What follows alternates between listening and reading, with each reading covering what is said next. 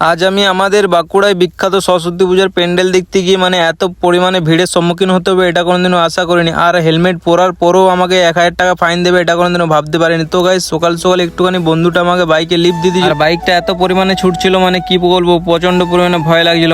1 সেকেন্ডে দোকানে চলে এসেছিলাম। আর দোকানে এসে দেখছি দোকানে একটাও কাস্টমার নেই, ফাঁকা ছিল। আর তারপর একটা কাস্টমার এসেছিল, আর ভাইটা যেহেতু চুল কাটা শিখে গেছে তো ও চুলটা কাটছিল আর আমি দাঁড়িয়েছিলাম। আর তারপর সাইকেলটা নিয়ে বেরিয়ে যাচ্ছি, যেহেতু দাঁড়িয়ে দাঁড়িয়ে বোরিং হচ্ছিলাম তার জন্য আর কি বিশেষ করে ভাবলাম একটুখানি যদি মোড় দিয়ে ঘুরে আসা যায় তো ভালো লাগবে। তো তার জন্য আর কি সাইকেলটা নিয়ে চলে যাচ্ছি, যেহেতু ফাঁকা আছে দোকান আর একটুখানি ঘোরাও হয়ে যাবে। কিন্তু গাইস যতটুকু সহজ ভাবছো ততটুকু সহজ নয়। সাইকেলটা চালাতে প্রচন্ড পরিমাণে কষ্ট হচ্ছিল, যেহেতু বাইক যারা চালায় তারা সাইকেল চালালে খারাপ লাগবে প্রচন্ড পরিমাণে একটু হলো। তারপরে এখানে একটা দোকান এসেছিলাম আর দোকানটা বন্ধ ছিল, তো আমাকে খালি হাতে ঘুরে যেতে হবে, কিছু করার নেই। আর গাইস এখানে তারপরে আমি বাঁকুড়া দিয়ে বেরোচ্ছিলাম, তো ভাগনা আমার বাইকে চেপেছিল আর ওর মা ওকে নিতে এসেছিল কিন্তু যাচ্ছিল না। তারপর আমি অনেক বুঝাবুঝি করে ওকে বাড়ি পাঠালাম। তারপরে আমাদের বাজারে চলে যাচ্ছে আর আমাদের বাজারটা কিন্তু ফাঁকা ছিল। তার কারণ হচ্ছে যে এখন দুপুরবেলা বাজার সেরকম একটা ভিড় থাকে না। তারপরে আমাকে একা যেতে হচ্ছিল, যেহেতু একা যাচ্ছি গাইস। আর ভাইটা নেই, ভাইটার দোকান আছে। আর ওখানে দেখতে হচ্ছে গাইস পুলিশ কাকুরা আটকাচ্ছে, ওই দেখো হাত বাড়িয়ে দেখাচ্ছি, ওইখানে পুলিশ কাকুরা আটকাচ্ছে। আর আমি এদিকে কিন্তু ভয়ে হেলমেট পরে নিচ্ছি। আর ভয়ে বলবো না গাইস, কখন যে ছবি তুলে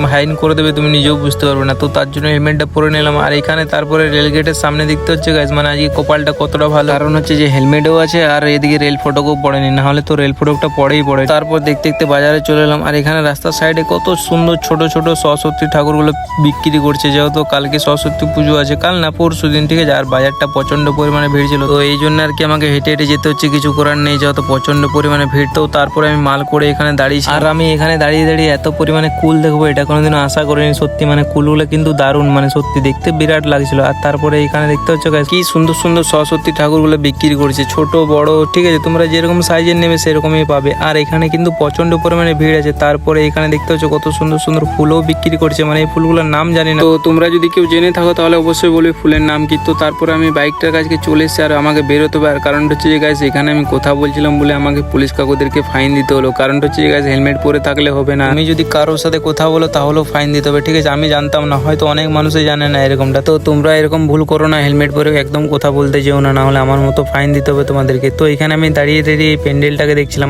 দেখতে পাচ্ছ এত সুন্দর করেছে, কি বলবো দারুণ। আর এদিকে আমি এক বুক ঘোরা হতাশা নিয়ে বাড়ি চলে যাচ্ছি, যেহেতু আমার 1000 টাকা ফাইন হয়ে গেছে। তো গাইস ফাইনটা আমাকে অনলাইনে করতে হবে, কিছু করার নেই। তো গাইস নেক্সট ভিডিওতে দেখা হবে।